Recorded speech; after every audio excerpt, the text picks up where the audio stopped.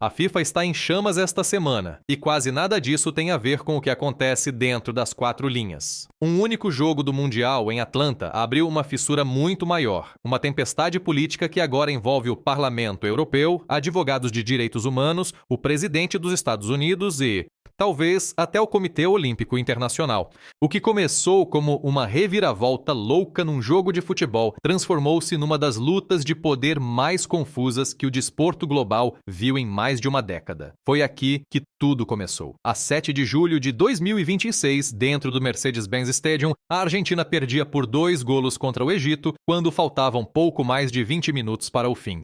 O avançado egípcio Yasser Ibrahim tinha subido mais alto do que uma defesa argentina atordoada logo no início do encontro para colocar os faraós em vantagem de cabeça. E o guarda-redes Mustafa Chober fez a defesa do torneio ao travar Lionel Messi no pênalti. Quando Mostafa Zico marcou calmamente o segundo golo depois da hora de jogo, a grande surpresa do Mundial parecia fechada.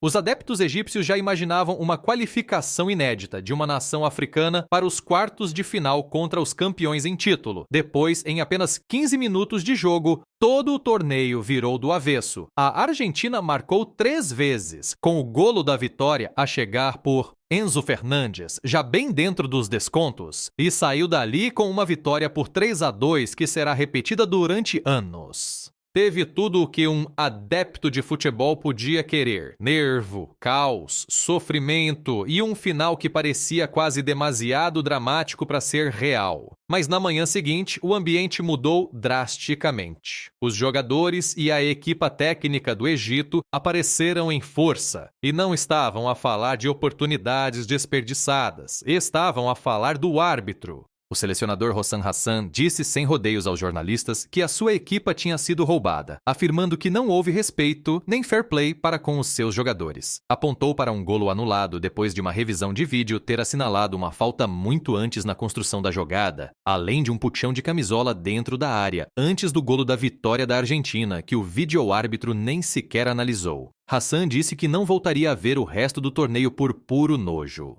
O avançado Mostafa Zico repetiu a acusação e afirmou de forma direta que o jogo tinha sido manipulado do princípio ao fim. Vídeos a comparar faltas não assinaladas sobre Mohamed Salah com faltas marcadas contra jogadores egípcios espalharam-se rapidamente online, alimentando acusações de que o árbitro francês François Letexier tinha deixado os campeões em título jogar por um regulamento diferente. Nada disto teria ido muito além de entrevistas exaltadas depois do jogo se não fosse o que aconteceu a seguir em Bruxelas. A 8 de julho, cerca de 50 deputados do Parlamento Europeu, representantes de 13 países diferentes, assinaram e divulgaram uma carta formal a exigir que o Comitê de Ética da FIFA abrisse uma investigação ao presidente Gianni Infantino. O ponto crucial é que a queixa deles nem sequer era realmente sobre o jogo da Argentina. Era sobre algo que já fervilhava há meses: saber se o presidente dos Estados Unidos pressionou pessoalmente a liderança da FIFA para anular uma suspensão disciplinar a meio do torneio. Foi isto que verdadeiramente desencadeou a explosão política. O avançado norte-americano Folarin Balogun viu um cartão vermelho durante a fase de grupos e, pelas regras padrão da própria FIFA, deveria ter falhado automaticamente o jogo seguinte da equipa. Em vez disso, a FIFA recuou e levantou a suspensão através de uma alteração de critério altamente invulgar em pleno torneio. Segundo informações que desde então circularam amplamente, Donald Trump contactou diretamente Infantino e pediu que a suspensão fosse revista.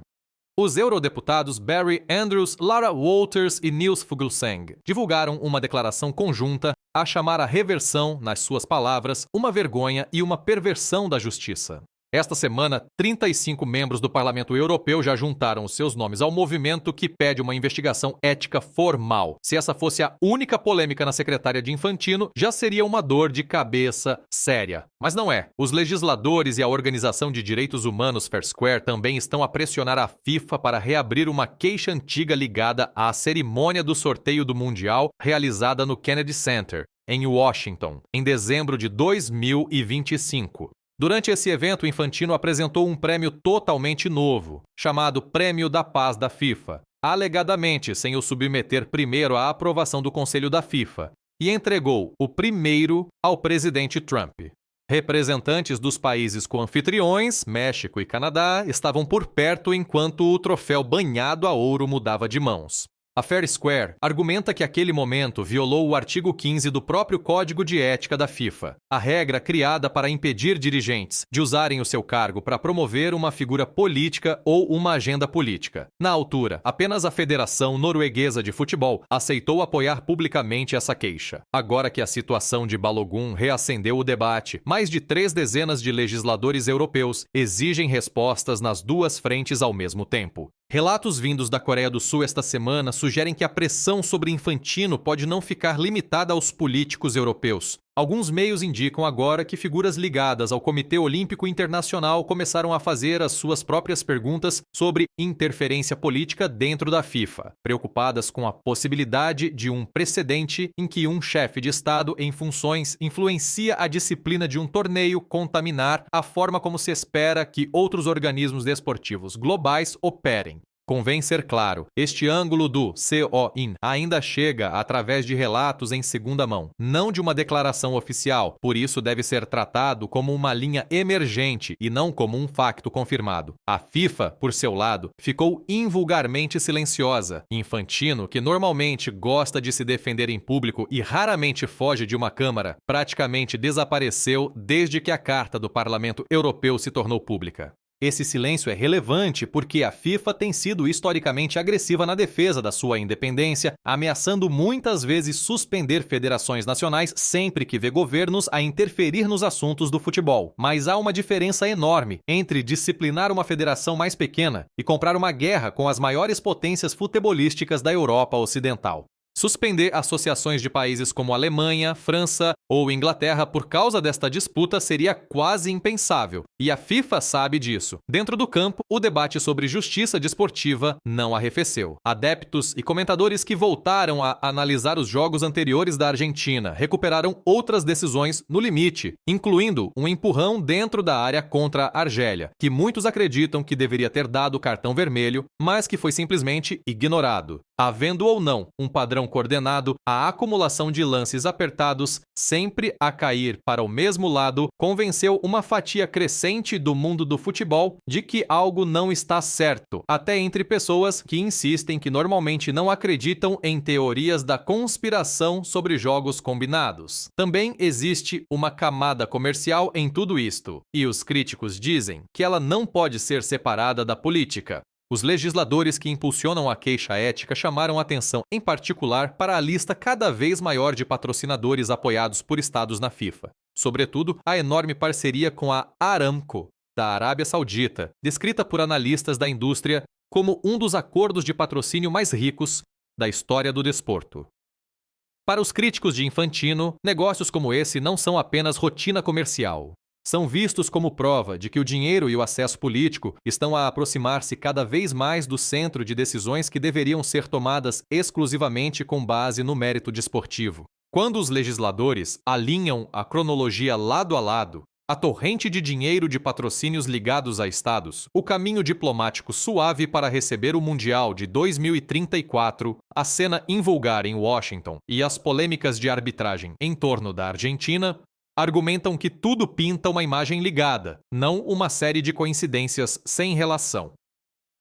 No Cairo, e em grande parte do continente africano, a reação ao resultado de Atlanta foi dura. A Federação Egípcia de Futebol terá realizado reuniões internas de emergência esta semana para ponderar se apresenta uma queixa formal própria, avançando com cuidado devido ao risco legal de acusar diretamente a FIFA de corrupção. Mesmo sem uma queixa formal, o sentimento na região é difícil de ignorar. Muitos adeptos e antigos jogadores acreditam que o maior palco do desporto continua inclinado a proteger as suas estrelas mais vendáveis e as suas equipas mais rentáveis. Quer alguém em Zurique alguma vez admita isso em voz alta, quer não. Também é preciso ser justo com o outro lado do argumento, porque ele existe e não é marginal. Muitos árbitros experientes e antigos jogadores rejeitaram com força a ideia de que a vitória da Argentina tenha sido fabricada. Dizem que a revisão por vídeo existe apenas para corrigir erros claros e óbvios, não para reabrir cada lance dividido, e que reviravoltas dramáticas contra adversários cansados acontecem no futebol a toda a hora sem que seja necessária qualquer conspiração. Alguns críticos do próprio VAR, ironicamente, defendem o problema oposto, que a tecnologia de revisão está a ser usada de forma demasiado agressiva e está a retirar aos árbitros a autoridade que deveriam ter mantido. É perfeitamente possível que um jogo tenha uma arbitragem fraca e que, mesmo assim, o resultado essencial seja legítimo. Separar qual destas explicações encaixa em Atlanta é exatamente a razão pela qual esta discussão escalou em vez de desaparecer após um único ciclo noticioso. Entretanto, o torneio continua a avançar com polêmica de cartões vermelhos e cartas éticas ou sem elas. A Argentina segue agora para um confronto dos quartos de final contra a Suíça, ainda a carregar as esperanças de Messi numa última caminhada mundialista em casa. O quadro geral ganhou forma à volta deles. França e Marrocos abriram a semana dos quartos de final a 9 de julho no estádio em Boston, numa reedição da meia-final de 2022.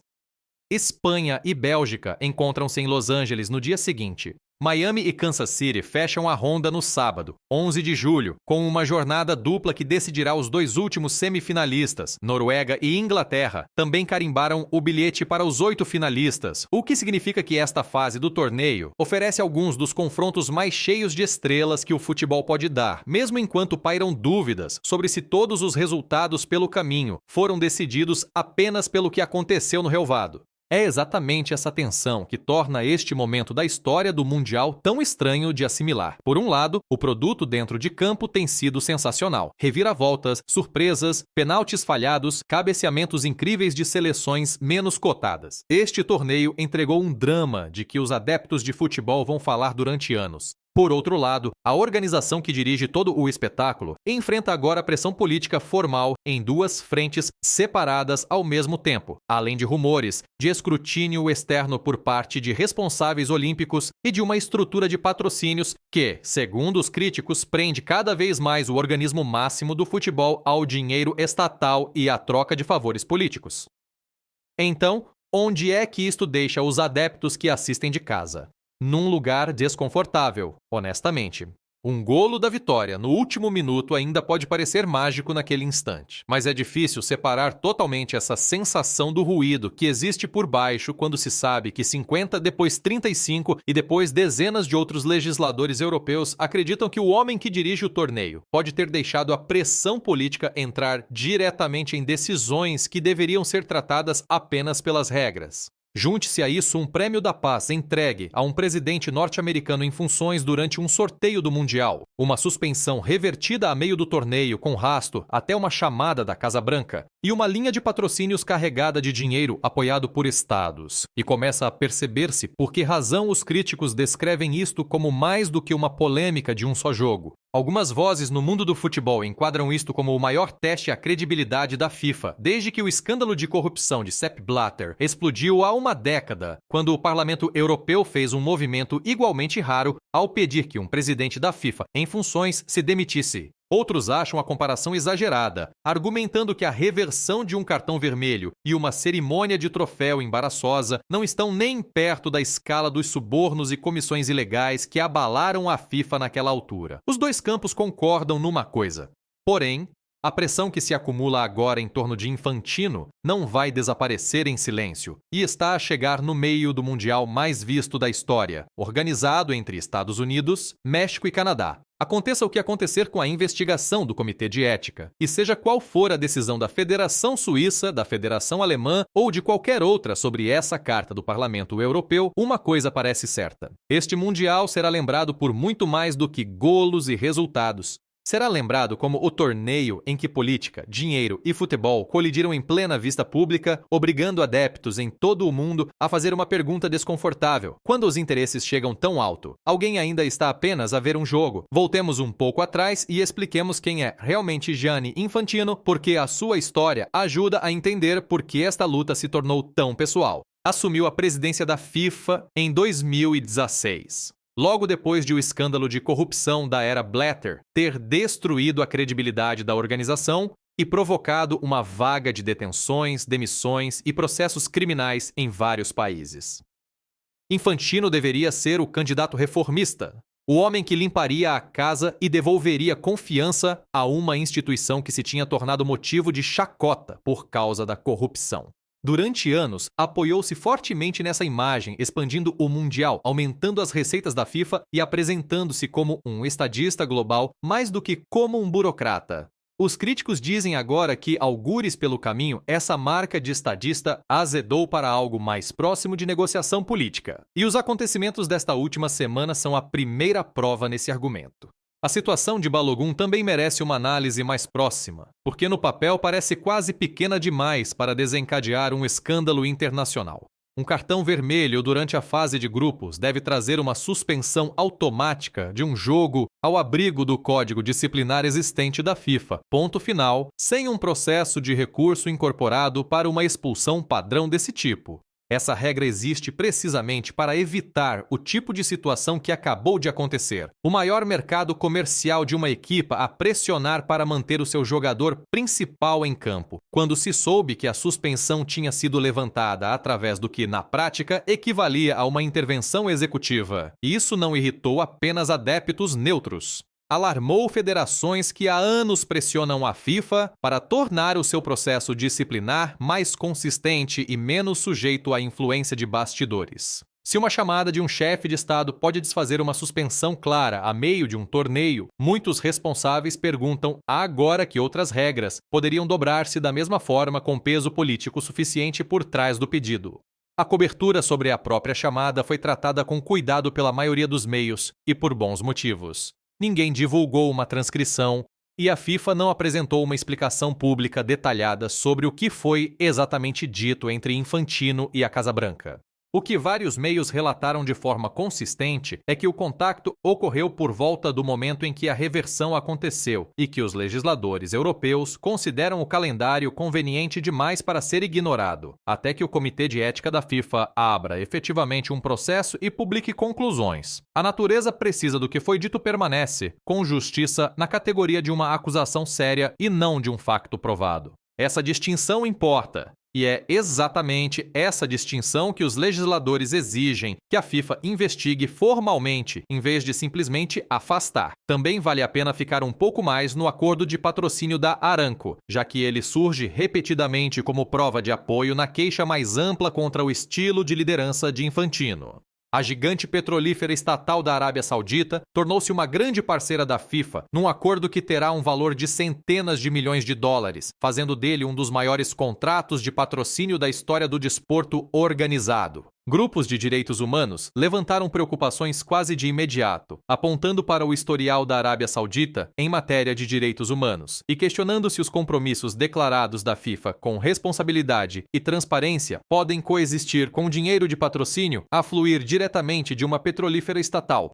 Os defensores do acordo, incluindo muitos responsáveis da FIFA, argumentam que organizações desportivas globais fazem regularmente parcerias com entidades ligadas a estados e que destacar este negócio ignora um padrão muito mais antigo em toda a indústria do desporto, da Fórmula 1 ao golfe e ao futebol europeu de clubes. As duas coisas podem ser verdade ao mesmo tempo. E isso ajuda a explicar por que este debate nunca se resolve totalmente. Depois há a questão de 2034, quando o Mundial está previsto chegar à Arábia Saudita pela primeira vez. Os críticos da liderança de Infantino defendem que a suavidade desse processo de candidatura, atribuído sem uma proposta rival verdadeiramente competitiva, encaixa no mesmo padrão que vem no patrocínio da Aramco e na cerimônia do Prêmio da Paz, um organismo dirigente cada vez mais confortável em deixar dinheiro estatal e relações políticas moldar decisões que deveriam assentar em mérito desportivo e logístico. A posição oficial da FIFA sempre foi a de que o processo de candidatura de 2034 seguiu os procedimentos corretos e que a Arábia Saudita apresentou um plano de organização forte e bem financiado. Se os adeptos acreditam ou não nesse enquadramento depende, em grande medida, da boa-fé que ainda concedem à liderança da FIFA depois de tudo o que se acumulou este mês. Também vale a pena notar como é invulgar o Parlamento Europeu envolver-se diretamente numa disputa de governação desportiva. O Parlamento normalmente não se pronuncia sobre decisões de arbitragem ou sanções disciplinares dentro do futebol internacional, porque esses assuntos costumam estar totalmente fora da sua jurisdição. O facto de 50, depois 35 e cada vez mais, eleitos de 13 países diferentes terem assinado uma carta conjunta mostra que isto está a ser tratado como uma questão de governação e Estado de Direito, não como uma queixa desportiva. Visto desse modo, a comparação com a crise da era Blatter em 2015 faz muito mais sentido.